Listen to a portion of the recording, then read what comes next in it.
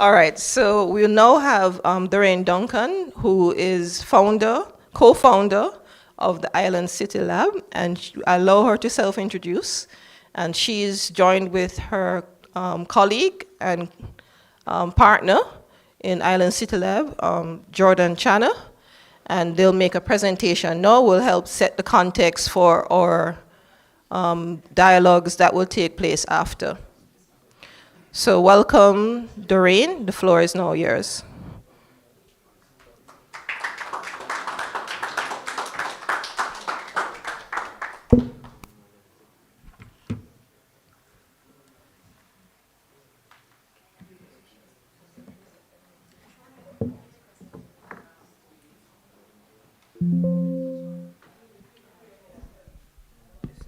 This is forward. Okay. Yeah. And this one is off. Okay, whatever is that?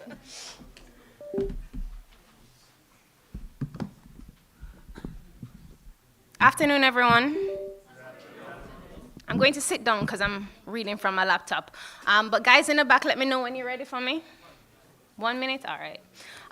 But yeah, thank you so much for inviting us, Dr. Pat. As I mentioned during lunch, Jordan and I recently joined the network, probably early this year. We went to an event, a virtual event you all had late last year, and it was just so inspiring. And I think that kind of triggered us wanting to ask to be a part of this organization, be a part of this group. And the presentation we have is very much in line with what Pat just presented, talking about disaster capitalism in the context of Kingston, which is a city you all are all in right now.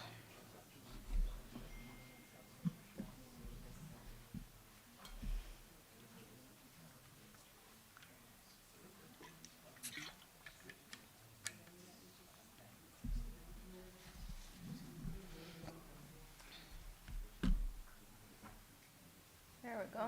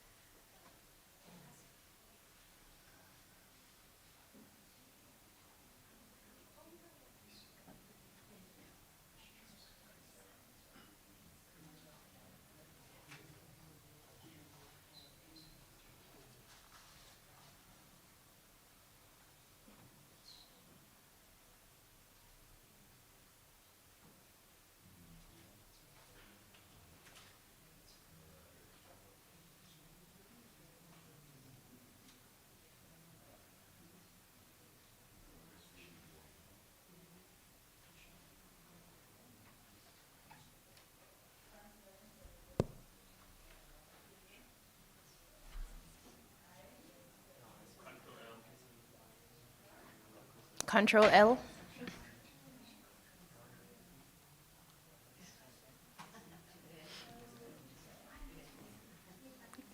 Thank you guys, thank you. So the title of the presentation, the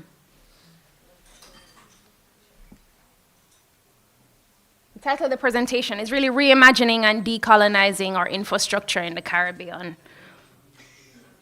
So as Dr. Pat mentioned, Island City Lab, we're a registered nonprofit, and the aim for us as an organization is really to do homegrown research around Caribbean cities. Oftentimes, any sort of academic research on our cities isn't done by people living in Jamaica or living in the Caribbean, and it's not really homegrown, right? So what it ends up happening, we have to look to outside places for understanding of the ways our cities are growing and developing. And what we're trying to do with Island City Lab is create a network of people across the region who are invested and interested in Caribbean cities and allowing us and data to help us advance and to be more resilient as cities.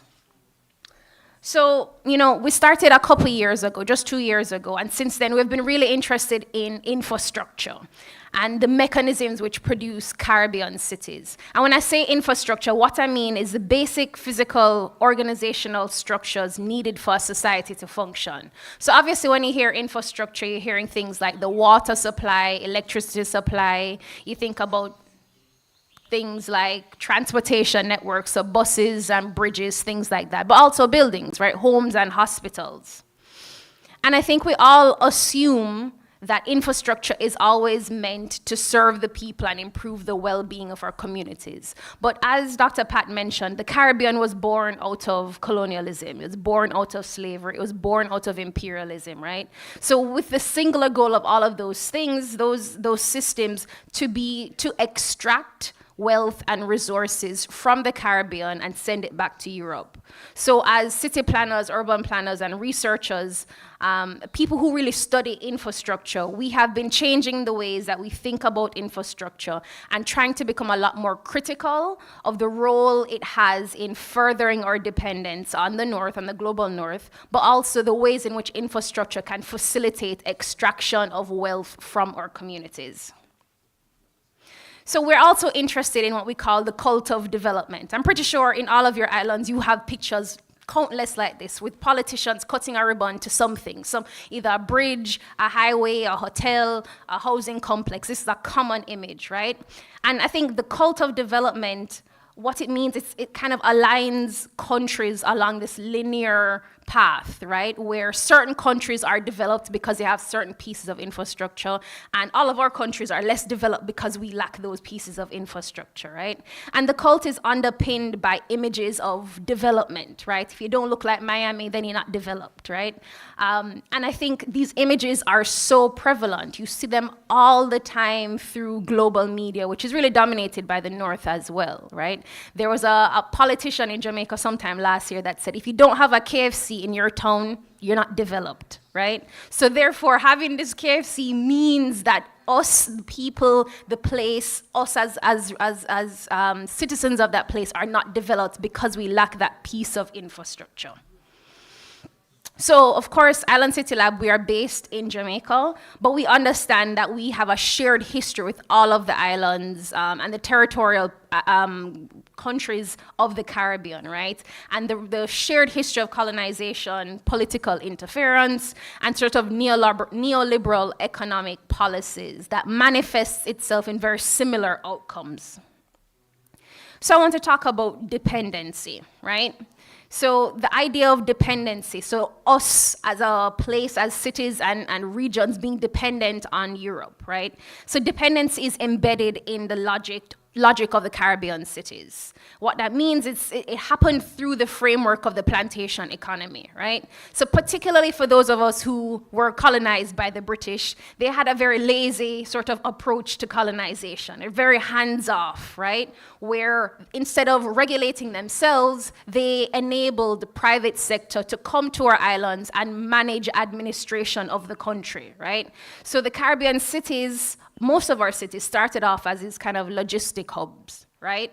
Warehousing and transportation that coordinates extraction of raw materials, obviously mainly agricultural resources from rural plantations to Europe.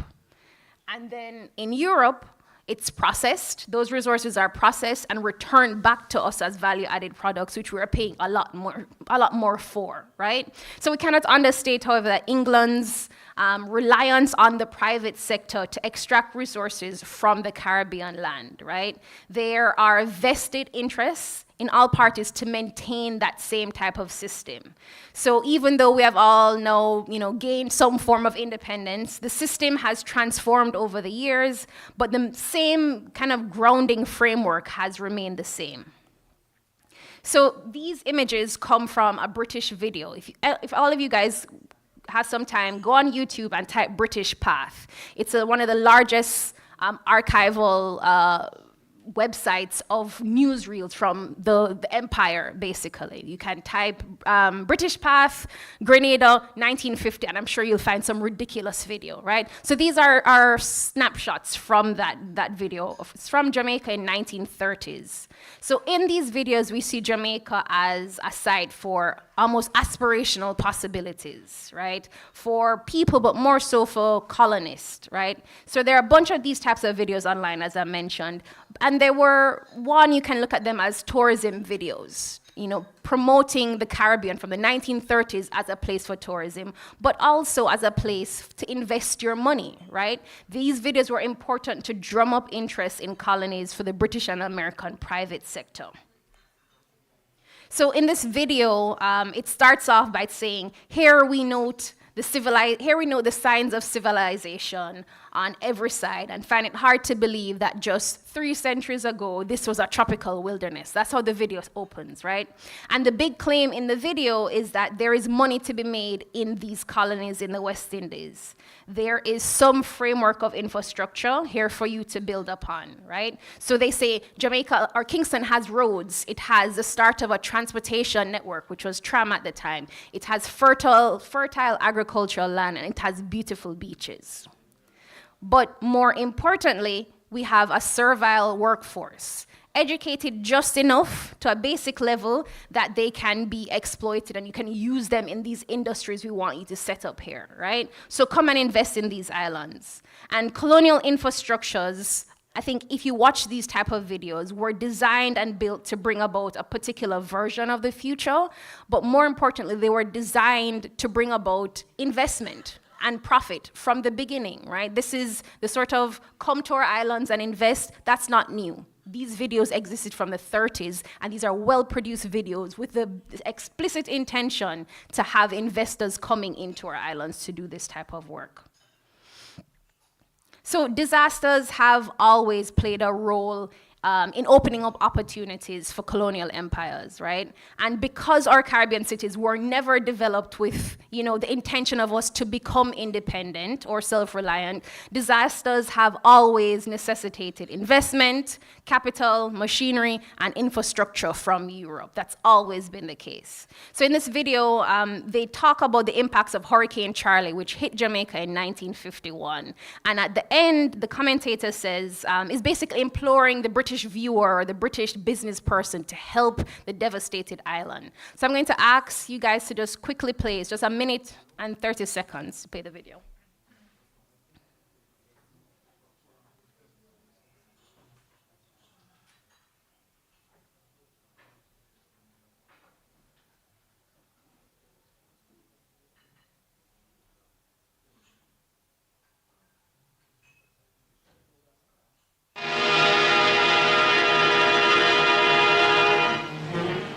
Reeling in the wake of the worst hurricane in its history, Jamaica grimly counts the cost. Sweeping great ships from their moorings and sinking small ones, the storm wrecked all in its path. Palisadoes Airport at Kingston, the island's capital, is a heap of ruins. And nearby on the airport road, a huge freighter lies aground. The driver left his car just before this tree fell. 150 people lost their lives in the disaster. From the stripped goods sheds, food is rushed to feed the 20,000 left homeless by the 125 miles an hour storm. At Port Royal, only 6 homes remain standing. It is here in the old pirate city that 70 convicts escaped when a prison wall collapsed. Another scene of devastation is the Chinese hospital. And in nearby homes, search continues for the missing. Damage amounts to more than £20 million. Britain has already sent $250,000 for immediate needs. But with its power, telephones and water supply disrupted, its crops virtually destroyed, Jamaica desperately needs all the help that can be given.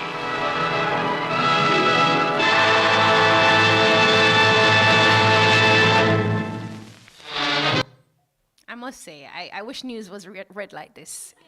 It's very entertaining, very dramatic, right? But you can hear all of the investment opportunities he listed, right?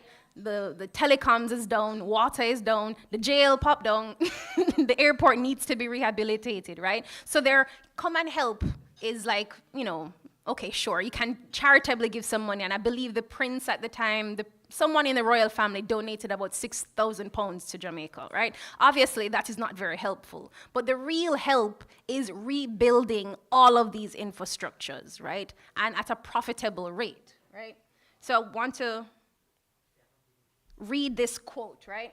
And this is from Naomi Klein. She wrote a book kind of about disaster capitalism. Only Only a great rapture, a flood, a war, a terrorist attack can generate the kind of vast, clean canvases they crave. It is in these malleable moments when we are psychologically unmoored, physically uprooted, that they can begin the remaking of the world. Right? So obviously that is the kind of battle that we're up against, right? People who see opportunities of clean slates to remake the world in a particular image that benefits a particular group of people, right? And the people of the Caribbean, as you all know, have been living through perpetual crisis, right? From slavery, colonization, neoliberal austerity to climate departure. As such, the face of disaster capitalism is always changing. And I want to present a couple of examples. So in Jamaica, disasters are much more than just hurricanes and earthquakes, right? A researcher, geographer, Rivka Jaffe, recounts the events of the Tivoli Gardens incursion, which happened in May 2010, right? Jamaica's prime minister at the time, Bruce Golding, declared a state of emergency. His government sought to arrest and extradite Christopher Dudus Coke, the country's most notorious criminal don at the time. So soldiers and police forced their way into the community of Tivoli Gardens in the neighborhood where the Don's headquarters was located, killing 69 people in what became known as Tivoli incursion. Dudus was caught a month later and extradited to the United States, where he's serving 23 years. So after having recaptured Tivoli, the government established a military presence in the neighborhood that lasted for over a year, right? The security forces installed military checkpoints at all of the entrances to the neighborhood and implemented a curfew that lasted over a month. The aftermath of this disaster has catalyzed a set of policies that are transforming Kingston rapidly, right? So the first are a set of policies that are drastically increasing the building density straight across the city. And I'm sure as you guys drove in, you could see all of these high-rise buildings that are popping up over the course of the last 5 or so years, right? The second is a major expansion of roads and drainage. Again, this is something you probably see, right? We have these flyovers, we have fancy new highways that our politicians have buns. But some of the infrastructure you probably have not seen is the sort of militarization of armed forces that imbue them with emergency powers to suppress crime in what's called violence-producing regions, right? As well as significant national surveillance efforts. We're trying to have our own Jamaica Eye, just like is in UK, right? So each of these infrastructure projects have invested billions of dollars, investments from PPP, public-private partnerships with companies from China, Israel, America, and Europe, all resulting in an unprecedented consolidation of land and resources in the hands of the few, and really quarantining the poor in some of these areas that are deemed as prime real estate development, right? And this is really, as an urban planner, this is kind of what we learn to do, right? This is typical of urban regeneration, right? This is what happened in the US in the 70s, and this is kind of what's happening here as well, right? And these schemes seem to kind of generate or create an environment for real estate speculation. And the result is just that, right? If you look for housing in Jamaica or in Kingston right now, it is on par with America. It's on par with Miami and New York. Real estate in Jamaica has boomed. And all of these things are related to that, right? So the cult of infrastructure sets up this dichotomy, right? That the only way to become developed is through a certain type of infrastructure. And opposition to this infrastructure, regardless of what your rationale is, must be deemed as a threat to national development, right?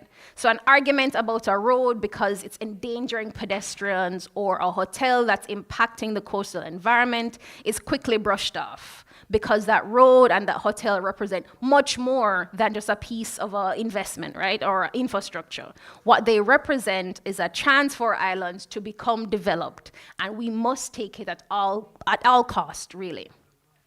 So I want to kind of conclude with an example, but something more optimistic about how we can start to rethink infrastructure that serves our communities in a better, more holistic way. So as I mentioned, what I'm calling the cult of infrastructure extends to the world of climate adaptation and global climate financing, right? So across the Caribbean, there's an intense amount of attention and investment in high-tech, kind of climate solutions. That some of them work, but some of them don't really get to the brunt of making us more resilient to hurricanes or whatever natural disasters. As an example, the Ocean Cleanup Project is a Dutch technology organization that aims to rid the world of ocean plastic by deploying barriers at the mouth of rivers or drainage canals. And there are about 4 or 5 of these already across Kingston, right? I think they're in DR as well, a couple other Caribbean islands. So in the end, it sends out these fancy tugboats with conveyor belts that scoop up garbage and send it back to the landfill. And I just want to be clear, this is not innately a bad idea, right? But it exemplifies this idea that an infrastructure project is, as an end goal, is going to solve very complex issues that as a country we've been facing for decades, right?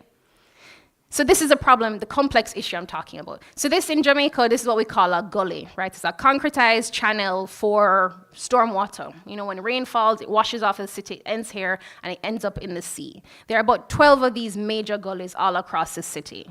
The land adjacent to the gullies since the 50s actually have been the only option for poor rural migrants coming into the city, right? And as communities alongside these gullies developed informally, many of them physically are difficult to access. So public services like garbage pickup become almost impossible to receive, which means that residents have to find very imperfect solutions to manage their waste, right? Some people in these communities have to burn their garbage, but many of them end up disposing of it in gullies in hopes that after the next rain, it washes it away, right? So a big part of the problem that the interceptor barrier never addresses is the lack of garbage collection services in informal communities. So what we have is a problem of process, yet we have convinced ourselves that a singular piece of fancy high-tech infrastructure is going to solve that service problem, right? The interceptor barrier is what the World Bank, we learned this terminology recently, the World Bank calls it bankable, right? It's able to attract funding to be implemented in dozens of countries across the world, in the global south mainly, right? It makes for epic pictures, and the spectacle is really good for politicians. But figuring out how to provide garbage collection for people living in informal settlements obviously is not as cool. It doesn't make for as nice pictures. The spectacle of it is significantly less, right?